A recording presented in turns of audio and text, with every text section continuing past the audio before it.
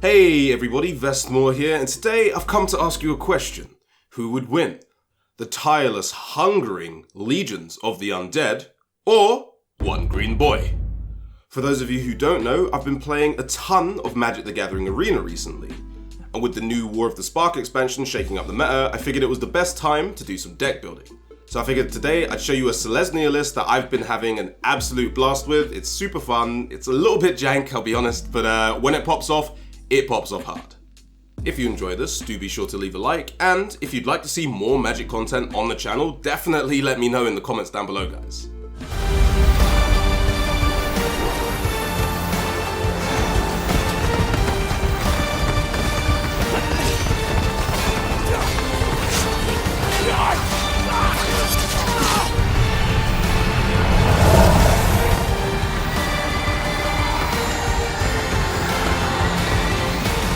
Anyway, getting into the deck itself, I mean, yeah, it's pretty standard. There's nothing like crazy here. Essentially, the main idea for this deck is in the early game, we kind of, use these really good value cards. Use Merfolk Branchwalker, use the boy himself, Wildgrowth Walker. Absolutely adore this card. It's really, really good. And Jadeite Ranger. This is what's known as an Explore package. And yeah, essentially we use this basic Explore package in the early game. It is incredibly potent and strong, and honestly, it can win games by itself. Getting out a turn 2 like Wild Growth into Merfolk, that becomes a 2/4. So I guess one of the things I should do is just explain kind of what Explore does. So Explore is really good because it allows you to reveal the top card of your deck, so you can see what you're going to draw next. If it's a land card, you get to put that into your hand. So this is like a really good mechanic just for essentially thinning out your deck, getting lands where you need them. Like a lot of the time, this saves my bacon. Like I can kind of open with 2 land hands if I've got something like a Merfolk Branchwalker in hand, because it allows me to explore and, there's a better chance that I'm going to get land. I can find land a lot easier with this. If it isn't a land, however, essentially you get to see what that is. It stays on top of your deck and you put a +1/+1 counter on the creature in question. This would go from being a 2/1 to a 3/2. But then the last part of Explore is obviously you can then take that card and put that into the graveyard if you so choose. So assuming I explore, I'm looking for land, and let's say, I explore, we find Oketra. We don't need Oketra like turn 2, especially if we don't have lands, right? So what I would do in that case is I'd throw Oketra into the graveyard. It's a shame, of course, but it means that we're not wasting a turn, and next turn when we do end up drawing, we may draw a land. Really, really strong stuff. I mean, Wildgrowth Walker on its own is like, essentially, I'd call this the core card. This is my boy, right? Now, on its own, it's a 1/3 for 2 mana. Easy turn 2 play, A lot of people are scared of this card. Like, if you manage to even get its effect off like once or twice, like a lot of people will just concede because they're just like, well, it's over. And a lot of the time it is. That life gain is super, super useful against stuff like aggro. This has saved me against mono red so many times. The other kind of part that sort of like finishes our Explore package is Path of Discovery. Now this is an enchantment. It's a 4-drop. So usually we want to have this out turn 4 latest. Like it's usually nice to try and find this as early as possible. But essentially it lets all other creatures in the deck that don't have Explore, it lets them explore, basically. So yeah, it's really, really good. Honestly, I think we run 23, let me just check. Yeah, 23 creatures in this deck. So, there's no shortage of targets for this. And again, Explore is super strong. It will, potentially buff every creature we play from then on after we play it. And, at the same time, it allows us to just constantly thin out our deck while we're playing creatures, which makes up the bulk of our deck. So super useful card. Honestly, these cards by themselves, the Explore package, they win me games. Like early game, there's just so much value to be had. They allow you to be super aggressive. You get some really good, like fairly big minions on the board, like just super quickly. And especially the Wildgrowth Walker, you know, if you have like 2 of these in hand, you drop a Wild Growth Walker, and then like, you know, turn 3, turn 4, you're dropping 2 of these, this basically becomes unstoppable. Of course, we're also running the Lanoir Elves, super standard card for those who know Magic, of course. Really good for ramping, allows us to kind of get, you know, like potentially like a turn 3 Path of Discovery, turn 3 like Ixalan's, just any of these kind of things, like a turn 2 Vivian even, that's kind of really useful as well. But let's actually talk about Vivian a little bit more. So with Vivian, we'd run 3 Vivians because she is useful for when you don't have like a good initial sort of like draw. We don't have any Wild Growth Walkers, if we're not seeing any, you know, any Explore creatures, but we've got some Walkers, like that can be a problem. And, you know, like you really need a way to find those pieces to cement that kind of strong early game. Sometimes it doesn't happen even with Vivian in hand, but you know, you need every chance you can get. So Vivian's really good for that. Of course, her -2 ability allows you to look at the top 3 cards of your library, which is super useful, and then you get to exile one of them. If it's a creature card, you can look at that card indefinitely and cast it like whenever you want, essentially, whenever you would be able to cast a creature. Another really good part of Vivian is the fact that obviously, you know, you can flash creatures in. That's fairly good. Like one issue that you might have with Wild Growth Walker is, especially against like you know, like people who run a lot of burn, like mono red. Essentially, this, when you drop this down, if it doesn't stick, it basically, this is like public enemy #1 once it hits the board, okay? Like, people want to get rid of this thing by any means possible so that you cannot then play, you know, something with Explore in the early game. So usually, you know, this will soak up a like a Lightning Strike or just all sorts of removal. In their end step, you can use Vivian and flash in anything you don't want to die, and essentially they get to go next turn because their summoning sickness will wear off on your opponent's turn. So that's really cool.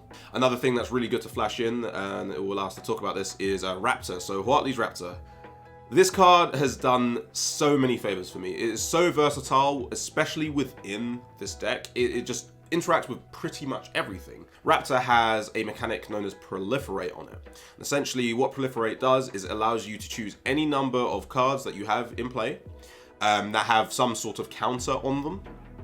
So that includes +1/+1 counters, and it also includes Planeswalker loyalty counters, which is quite useful as well. Other than that, I usually find myself dropping this turn 2 anyway. Again, it's a 2/3 with Vigilance. Can be super aggro with it. It's a very good blocker. It can, you know, kill off like stuff like 2/2s, etc. And can be pretty hard to deal with. And, you know, in the case of mono red, it will soak up a Lightning Strike, which is nice. So yeah, really good card. Let's talk about Gideon Blackblade as well, actually. So Gideon is probably the newest edition, I think.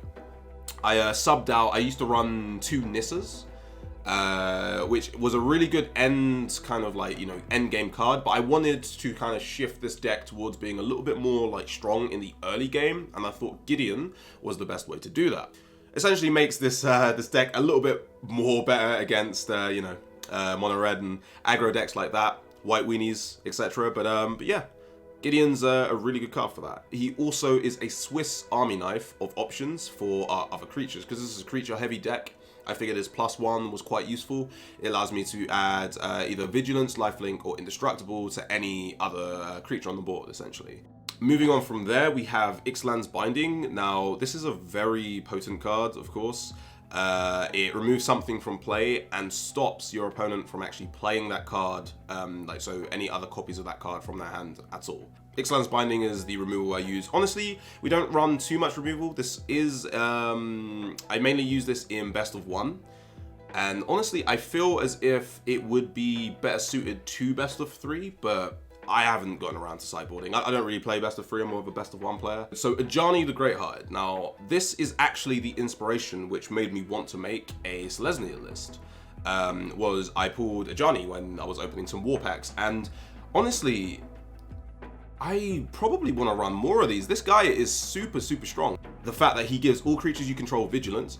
His -2 is where he really shines though, of course, with the +1/+1 on every creature you control. That is huge for me because it means that Raptor gets more targets to proliferate to. It means that, you know, I'm just getting more value on board from all the kind of existing sort of, I guess, like creatures on board. Stuff like Llanowar Elves, which I usually get out for ramp. Like, I've gotten Llanowar Elves to like +3, +4 before, and then they become formidable kind of, you know, like threats on board. Like, usually you would never dream of attacking with this because you need it for mana. But honestly, yeah, I've had like games where I've had like 2, 3 Llanowar Elves on the board, and they've been like 4/4s, and yeah, it really adds up. It is crazy. Ajani's like a really, really good card. Moving on from there, we have essentially, yeah, just our two kind of like late game insurance policies, let's call them. God Eternal Oketra. Now, the God Eternal cards are absolutely godly. Like, you know, like pun not intended. I absolutely love the God Eternal cards. Like, the fact that they have so much staying power if you manage to get them on the battlefield is insane. If I lose this card, it's always like,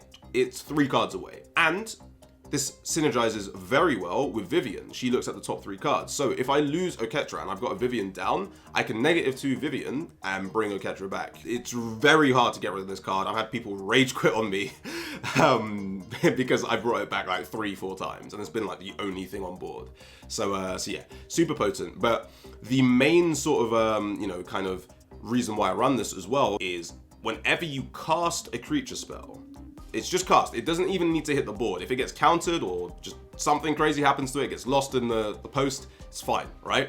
As long as you cast the card, Oketra creates a 4/4 black zombie warrior token, right? And it has vigilance. So Oketra is just really good for just flooding the board. You can close out the game by just building as wide as possible, just by playing, you know, like, I'm happy to find like a Llanowar Elf late game if I've got Oketra on the board, because it means I'm getting a 4/4 that, if I've got Path of Discovery as well, is potentially going to be a 5/5, and it allows me to look for stuff that I need, right?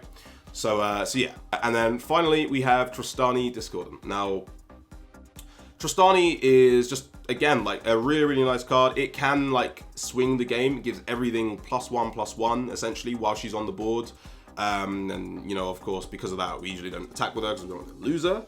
But that's a substantial buff, especially if you've got, you know, if you've got Oketra down already, you know, you've got like 3 of these black zombie tokens. You drop to Trostani, that's giving you a 4th. Those are becoming 5/5s if they didn't already have any buffs on them already. And yeah, it's just, it's insane. She also spawns in 2 white soldier tokens as well, 1/1s that become 2/2s while she's on the board, and they have lifelink, so that can be really useful for just keeping yourself topped up if you don't have like a walker on board or something like that, right? But yeah, honestly, you know, that's the deck. Super simple, again, like nothing crazy. I kind of tried to go into a little bit more detail for those who are newer to Magic and don't know the cards, but yeah, hopefully that was okay. But yeah, I figure what we'll do now is we'll jump into some games, and I can just essentially show you guys how this works. So I haven't played too much this season, so yeah, I'm still in gold, but we will be fixing that very soon. Okay, so we've got the Wild Growth Walker, but honest, and a lot of lands, to be honest. I mean, we could be cheeky. It would be a pretty RNG heavy hand because we have no explore. I think we mulligan. I think that's a little bit too late game. All right, cool, nice. We've got the Gideon. We don't quite have the mana to summon him just yet, but we should find it. Path of Discovery is always nice, and Raptor is always a good 2-drop. So I think we keep this. There's a Wild Growth Walker as well. That's a nice kind of starting card there for the top of the deck. But yeah, let's see what... Ooh. So I'm going to fathom a guess and say that that's probably not going to be Dimir. And that's probably either Esper or Grixis. So let's see what happens. Okay, Grixis. Grixis it is. Interesting.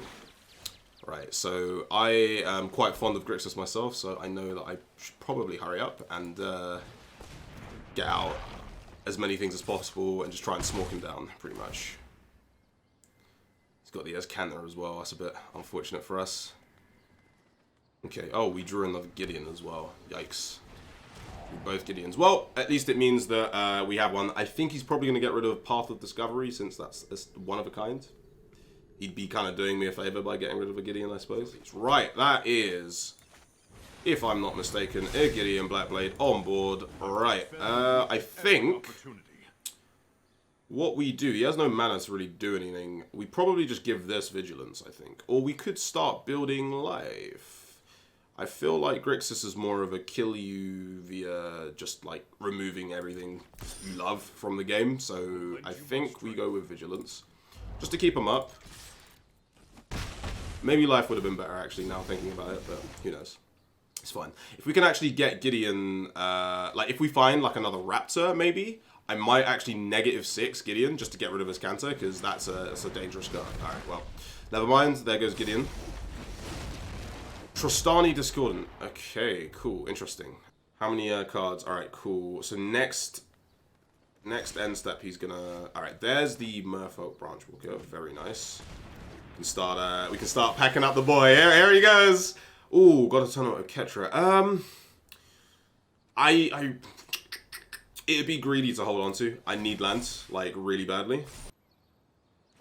I get the feeling he's gonna want to kill Wildgrowth, but he might just go for Raptor because this is so obviously a combat trick. Alright, never mind. We are now going to play God Eternal Oketra. Does he have... Wait, he might have a counterspell. No! I was not thinking. Oh, no, dude. I was not thinking. Oh my gosh. I can't believe I fell for that. I cannot believe I fell for that. Honestly, it's probably a wrap at this point. Oh yeah, with Ugin? With Ugin, it's a wrap. Alright, cool. So we didn't quite hit what we needed. I'm gonna concede there. We didn't quite hit what we needed, unfortunately. But, you know, sometimes that happens. Let's move on to the next one, shall we?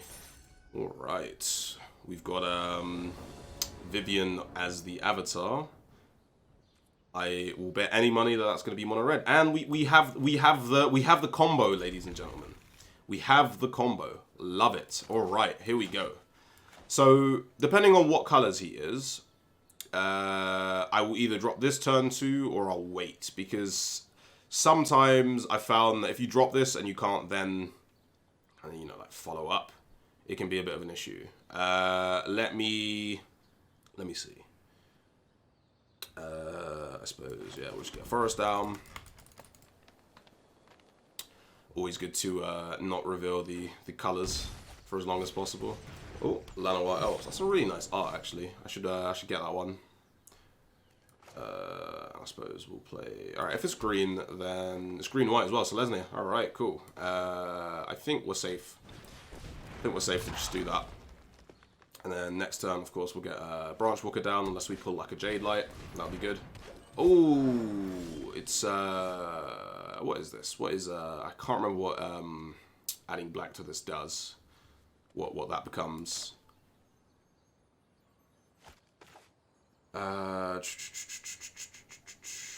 Alright, cool. Oh, nice, alright.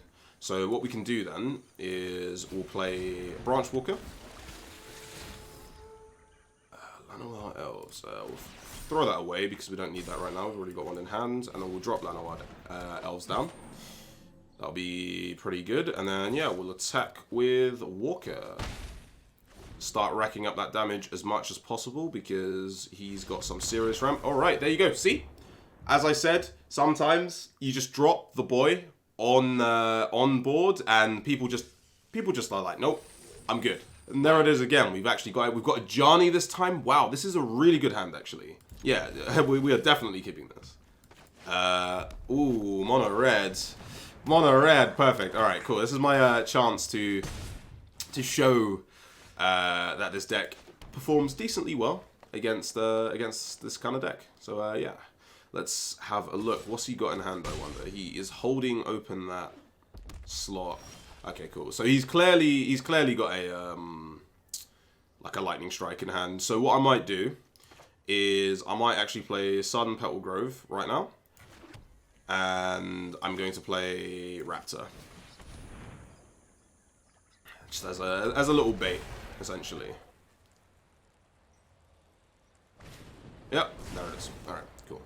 Perfect. Now, obviously, I'm unsure if he's got more of those. It's very likely. Red runs so much removal. So, yeah. Yeah, he's left another land open as well. Let's get down the...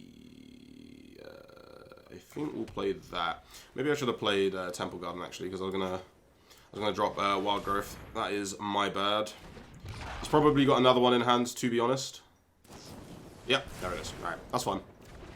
That's fine. Sometimes you lose them. As long as it's not all going to face, you know? We should be fine. Seems like he's literally pulled a hand full of removal because he's not playing anything else. I'm just trying to think. If I were to drop Ajani, he starts with 5. He'd go up to 6. This would really force him to like remove a bunch of his stuff before we drop Merfolk. So what I'll do is I will drop. I suppose I'll drop Sun Petal. We're gonna play Ajani.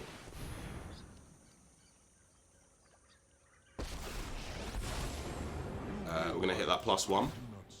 I'll be honestly surprised if he's got like enough removal for this, unless he's got like Skewer the Critics and he's just gonna like hit face with like maybe Firebrand, or I suppose what he'll probably do is Oh, did he draw all 4? Does he have all 4 Lightning Strikes in hand? Oh no, okay. Viashino, and then he's gonna hit it with Fanatical Firebrand. Okay, fair enough. Well, he's running out of steam, so that's the most important thing, you know. And that was a pretty that was a pretty loaded hand, but we've managed to get him down to 3 cards. We do actually have the combo in hand, and there's nothing he can do about it, which is nice because his Firebrand is tapped. So we are gonna quickly pop that right now. Oh, there it is. Vivian, yes, I will keep Vivian. That is a perfect card right now, just to fish for some more stuff. Right, so we have some challenges on board for him. He's probably like, what do I do? All right, cool. Let's see it. Let's see the. Oh, Skewer the Critics. Wait. Oh, okay. He cast it for full cost. Interesting choice. I think we pay for this just in case we find something that's like a 3 mana drop. Kind of see what we can find here. I've lost so much already. I won't. Starting over is the Ooh, very nice. All very good options. We don't have any other Explore cards, so Wild Growth's a little bit useless to us. But Trostani Discordant is gonna win us the game pretty much. So let's grab that. I'm going to. While holding on to Vivian would be nice, I feel like if I attack anyway, he's gonna block, right? Just to, and we'll trade. But he might value this. So, and but I could trade him away. It's a bit of a bad trade though. Obviously, I wish this was like 1 more. But maybe we attack. I don't know what he values more, like Vivian or Viashino. He's probably already got like, he's probably got Shock. So just in case he has Shock, let's try and attack, and maybe he will trade away the Viashino. Let's find out. It's kind of my error. That's probably some convoluted logic, but that's kind of how I'm thinking. If he's got Shock, he's going to get rid of these anyway. I'm going to have to block anyway, so, it's fine. And Vivian has kind of, like, fulfilled her purpose, blessing us with Trostani Discordant. So, alright, he let it through. Interesting. So, maybe he doesn't actually have many, Oh, Wizard's Lightning. Fair enough, cool. I'm surprised. Wait, why did he use Wizard's Lightning on that and not, like, hit face with... okay. Misplay, I suppose. Oh, what? Ah, Skewer the Critics. I didn't even notice. Alright, cool. Right, so for me, I'm going to probably Ixalan's Binding the Chain Whirler. I absolutely despise them. So yeah, I think that's what we'll do. Get these all down real fast. How much burn has he used? Skewer the Critic, Wizard's Lightning, Skewer the Critics, Firebrand, like, so much stuff. It's crazy. It's absolutely crazy. Alright, cool. This is the part where we play Ixalan's Binding. Bind the Chain Whirler. And we attack with all of these, I think. I don't see any issues there.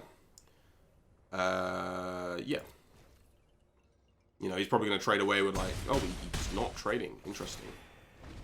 Very interesting. Honestly, if he attacks, I get the feeling he might have more removal in hand. This is a very burn heavy spell. That is fine. I will take that. My good sir, you are all good. He's probably going to attack with... Ooh. Ah, he drew lands. Yikes. You definitely don't want to see that as a mono red. Alright, let's get in there. Is he going to block? That's the question. We've got one more turn till lethal, and then, yeah, we'll be good. Still, unfortunately, haven't been able to show you guys, like, just the absolute kind of nuttiness of this build. I do have some, like, pre-recorded stuff that I'll probably show you guys, you know, throughout the video itself. There we go, he understands. Alright, cool. So, I'm probably going to play one more, and then we'll probably wrap it up there. But, yeah. This is a super fun deck, man. There's just so many choices you can make at different times, and, you know, it can get crazy if you're lucky. So, yeah. It's pretty fun. Alright, what have we got? Okay. Very nice. Actually, a super nice hand. A little bit low on lands, but we will find them, I'm sure. Yeah, I like the look of this. This is pretty good. Okay. This has a potential to really blow up. If we can find, like, Path of Discovery, that'll be good. Path of Discovery and lands would be really good. Let's see what we got. Ooh, okay. It's the deck roulette, as I like to call it. What's it going to be? We got Esper control player here. Is this a Grixis? Is he a cool guy playing Grixis? He might be... Is he Dimir? Oh.